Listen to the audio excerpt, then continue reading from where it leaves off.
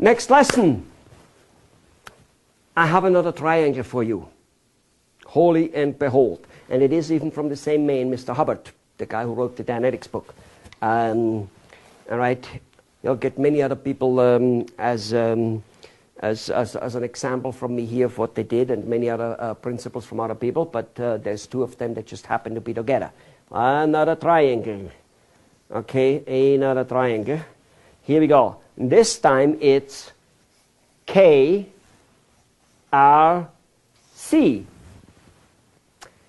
And when I do that in a seminar, I always ask what it means. And I usually get, well, reality, communication, and here some people don't know it. Some say, well, maybe that's knowledge. And it happens to be knowledge. Knowledge. However, this is not reality. This one is responsibility. Responsibility. That's what this one is. KRC. So what does C stand for? C stands for control. All right. Let me shed some light on here. Again, life, marketing, business, and everything, how this thing works together.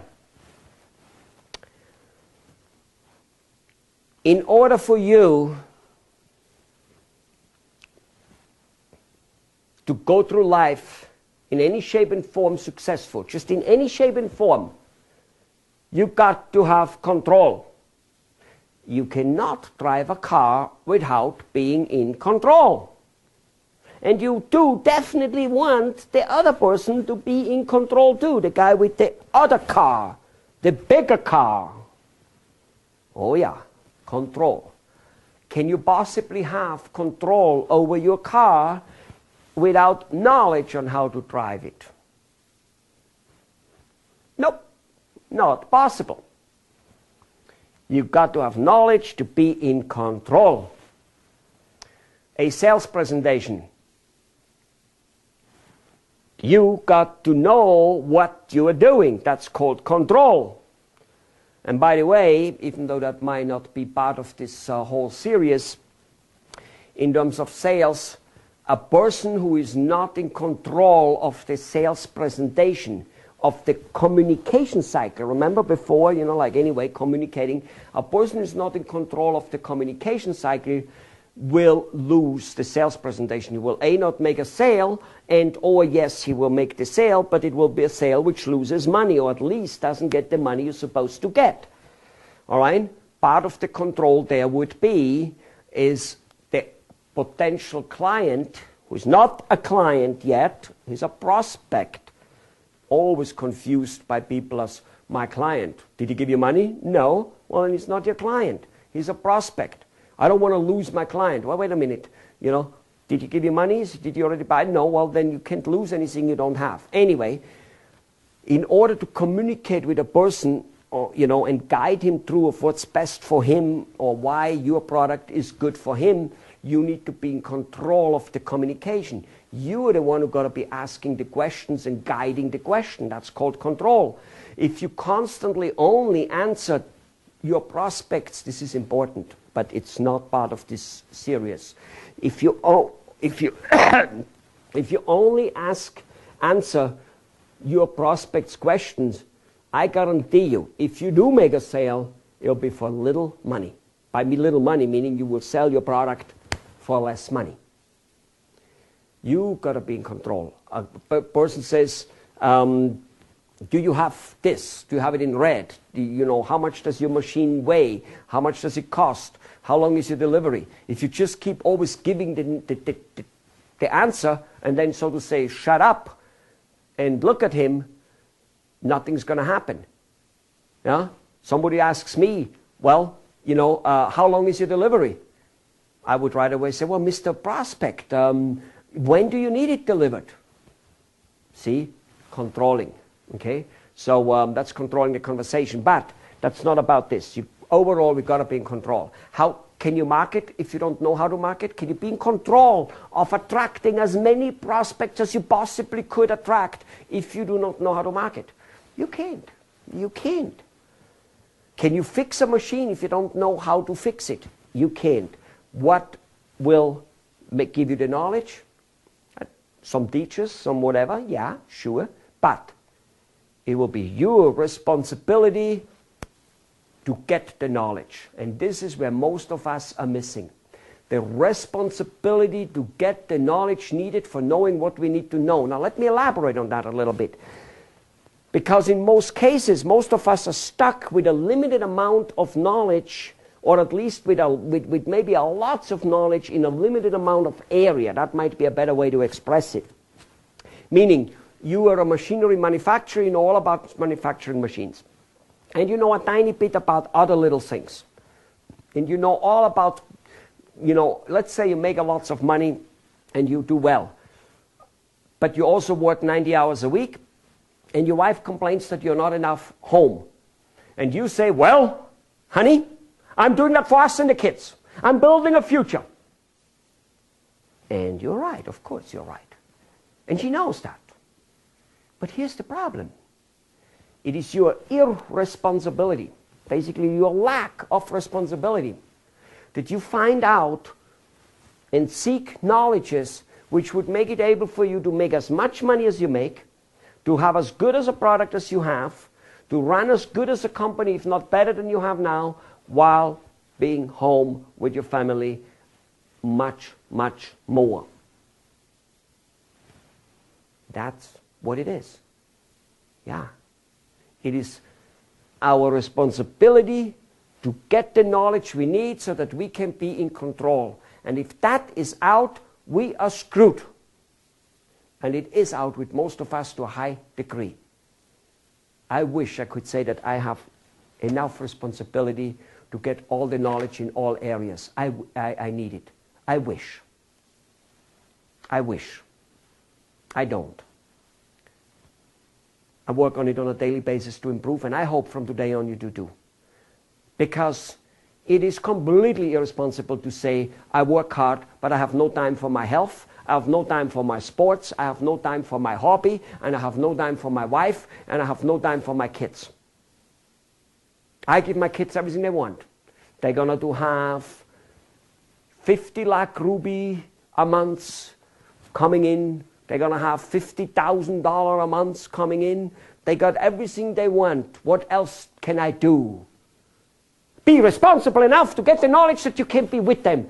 Because most of the kids and most of the wives, yes, they don't mind the money you make, of course not, and it's fine. But that's not 100% what they bargained for. They want you. You want to do other things. No matter how much you like your profession, no matter how much you like your job. I love my one a lot. I've had several in my life, and I love them all. 15 years in the hotel business around the world, learning languages, learning people. I loved it. My consulting business for 20 years. I love it. But that does not mean I don't also like to do other things. For instance, for me, my company in the United States is running more or less well enough for me to be able to do what I want to do, such as go to new countries, to different countries like India, like Taiwan, and do business there. Go and dabble a little bit in real estate, which sometimes goes well and sometimes doesn't go so well.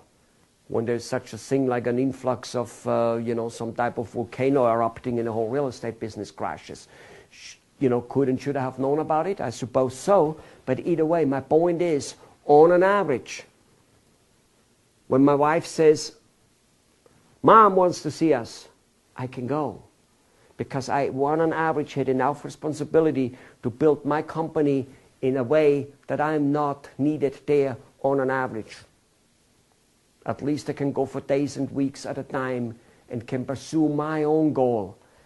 Most of the time my goals have to do with some type of work, have to do with spending time with my wife a little bit.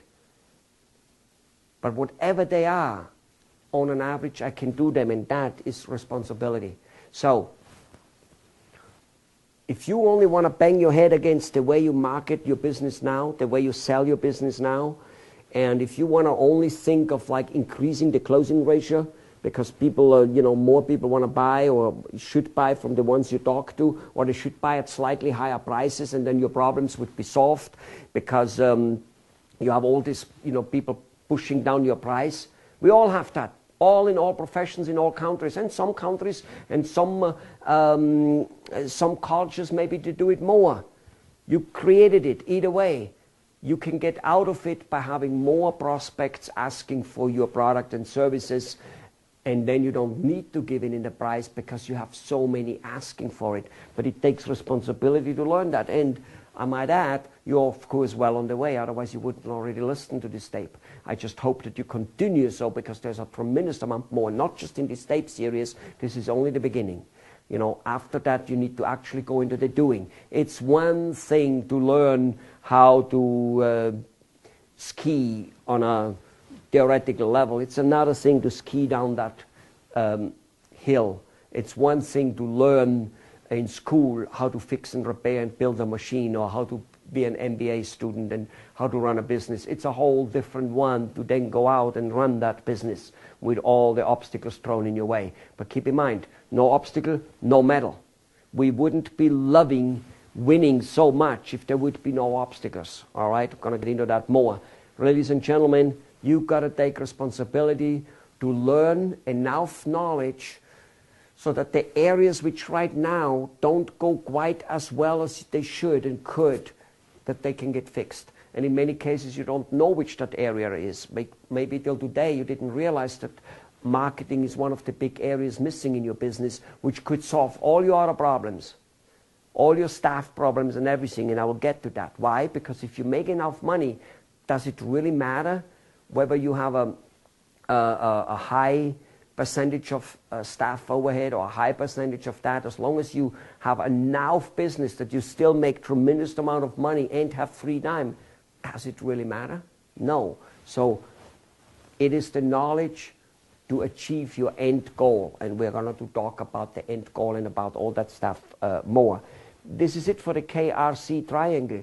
Responsibility enough to get the knowledge you need to be in control in the areas you need to be in control, and not writing it off as I do everything I can. We never do anything we can, and especially if we say it. Especially if we sit there and say we did everything we can. A salesperson coming in, or an engineer coming in, or you doing it to your spouse or to your company, the second you catch yourself saying I did everything I could, I guarantee you, you didn't. Because a person who kind of wants to do things and really, he will never say I did everything I could. He will be succeeding superbly and will say, I didn't do everything I could. What could I have done better? No matter how superbly he succeeds. Not because he's greedy, simply because he wants to succeed better. And so do you. All right, that's it for that. Let's go to the next topic.